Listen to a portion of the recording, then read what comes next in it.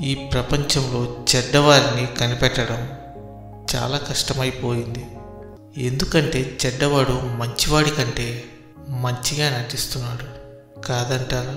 గతం గురించి ఆలోచించి భవిష్యత్తును పాడు చేసుకోవడం మూర్ఖుల లక్షణం. ఓపిక పట్టేవాడు ఎప్పుడూ ఓడిపోడు. ఒక్కసారి ఓపిక పట్టి చూడు, నీ జీవితం నీకు చాలా నేర్పిస్తుంది. పూర్వపు రోజుల్లో మనుషులు రాళ్లతో నిప్పు పుట్టించేవారట. ఇప్పటి రోజుల్లో మనుషులు మాటలతో ఏకంగా తగలబెట్టేస్తున్నారు. తీయటి నీరు నింపుకున్న బావి మౌనంగా ఉంటుంది. ఉప్పు నీటితో ఉన్న సముద్రం మాత్రం ఎప్పుడూ గర్జిస్తూ ఉంటుంది. అలాగే అజ్ఞాని అరుస్తాడు, జ్ఞాని మౌనంగా ఉంటాడు. నీ గమ్యాన్ని నిర్ణయించేది నీ అరచేతి గీతలు కావు. అసలు తప్పే చేయని మనిషి తన తప్పును సమర్థించుకునేవాడు మూర్ఖుడు. ఇతరుల తప్పును వేలెత్తి చూపేవాడు అత్యంత మూర్ఖుడు. చేసిన తప్పుని సరిదిద్దుకునేవాడు ఉత్తముడు అనబడతాడు.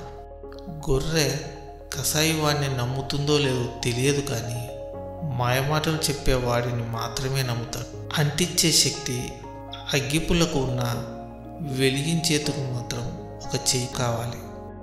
ప్రతి రాయిలో కూడా భగవంతుడు ఉంటాడు, కానీ దానికి రూపం ఇవ్వడానికి ఒక శిల్పి అవసరం తప్పనిసరి.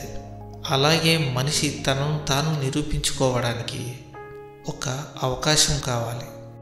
ప్రతి సమస్యకు ఒక పరిష్కారం, ప్రతి నీడకు ఒక వెలుగు, అలాగే ప్రతి బాధకు ఒక ఓదార్పు. ఇవన్నీ ఉన్నట్టే భగవంతుడి దగ్గర ఎప్పుడు ఇలాంటిది ఉండే ఉంటుంది. విశ్వాసం కోల్పోకండి.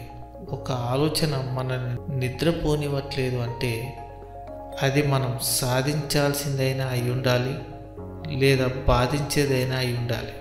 పొగిడి నిన్ను పాడు చేసేవాడి కంటే నీ మంచి కోరి నిన్ను దండించేవారే మేలు. నిన్ను గౌరవించే వారిని గౌరవించు, అలాగే నిన్ను అవమానించే వారిని కూడా గౌరవించు.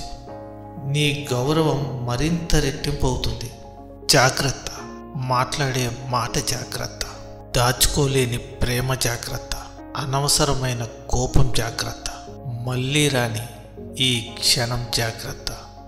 కష్టం ఎలా బ్రతకాలో నేర్పిస్తుంది, నష్టం ఎవరిని నమ్మాలో నేర్పిస్తుంది. 10 మంది మన గురించి మంచిగా అనుకుంటే ఆ సంతోషం ఎంతకాలం ఉంటుందో తెలియదు, కానీ ఒక్క వ్యక్తి మన గురించి చెడుగా అనుకుంటే ఆ బాధ జీవితకాలం వెంటాడుతూ ఉంటుంది. కావలసిన దాన్ని పొందడం కోసం కొన్ని వదులుకున్నా పర్వాలేదు, కానీ కాలంతో పయనించే నీ జీవితాన్ని మాత్రం ఎప్పటికీ కోల్పోకు.